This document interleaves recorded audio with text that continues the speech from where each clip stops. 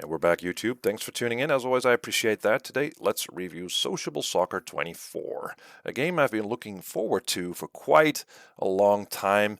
This is a spiritual successor to the amazing Sensible Soccer game by Jon Hare. And again, Jon is behind Sociable Soccer 24. Now, Sociable Soccer was earlier released, I think a bunch of years ago. It got pulled off, and Jon went back to it and came back with Sociable Soccer 24. Now, when you boot the game up, it kind of looks like a mobile game, and you can tell from simple menus and cartoony and glossy portraits for trainers and referees.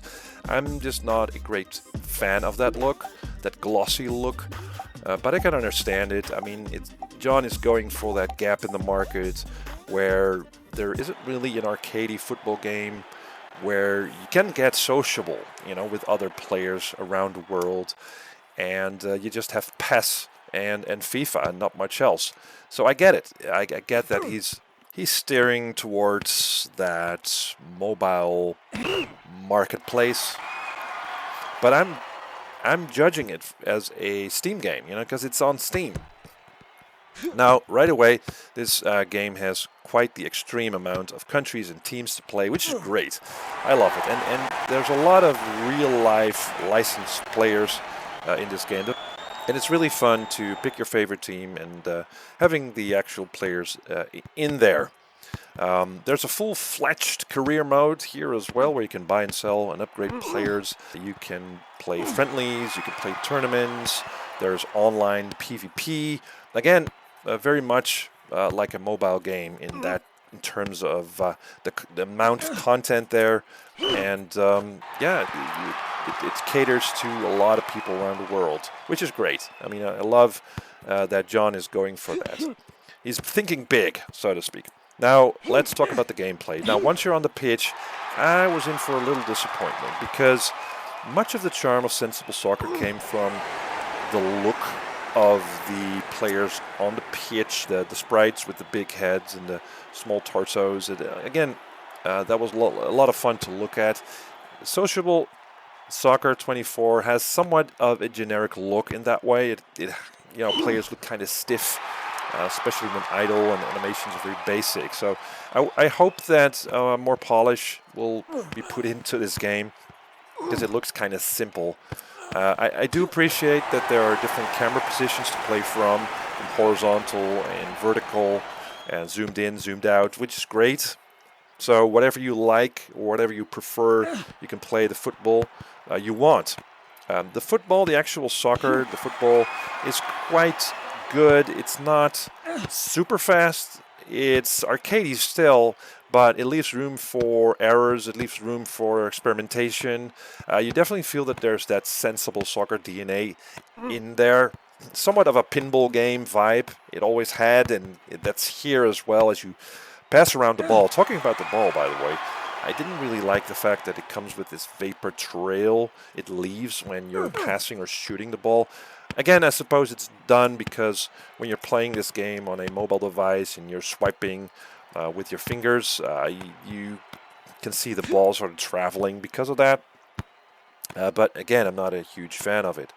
I love it that in this game you can solo quite a bit, so you can run around and try to avoid other players of the different team, which is nice. And it's also because of that somewhat slower pace you can actually do that. I mean, the Sensible Soccer, you need to pass the ball around real quickly, otherwise you're losing the ball. And it's easy to defend here as well. You just have to try and get in front of the player with the ball. You can get the ball from them and then start building up your attack, which is fun. I mean, there's a good amount of fun here to be had. The thing, though, is that there's a problem, it seems, with the shooting. From long distances and applying curve, which is great. It's something that Sensible Soccer was also great at, is that you could apply that curve to the ball. And you can do that here as well, but the keeper almost never holds that ball. You'll be scoring massive amounts of goals just from shooting long distances. But when you're getting up close and personal in the box, then it seems like the keeper holds a lot of your shots, like in a more mechanical way, it seems. It's like you're shooting against a brick wall. So you'll be shooting a lot of long distance shots, and you'll be be winning against big teams as well. And it seems also that the AI of the computer opponent's not great either. The AI needs work. Sure, there's a difference between a world-class team and a regular team, but still, you know, I was playing against Paris, and I lost, but I made quite a few goals in that game. It didn't make a lot of sense, I think. So to summarize, this game, I think, is more steered towards mobile devices, which I didn't really mind that much, but it needs also work for controllers, for consoles, for Steam. You need to have that feeling when you're playing on Steam with a controller that it's its own thing on Steam as well. That can hold itself. It's not just some kind of a mobile port.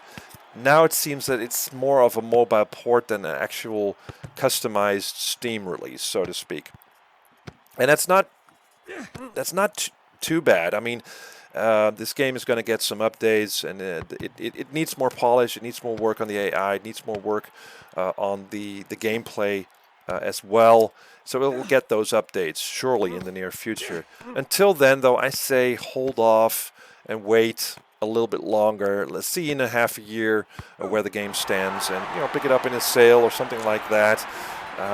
Then I think that's pretty worth it, because there's fun here. It's buried under a lack of polish in the presentation department, as well as a lack of nuance in the gameplay.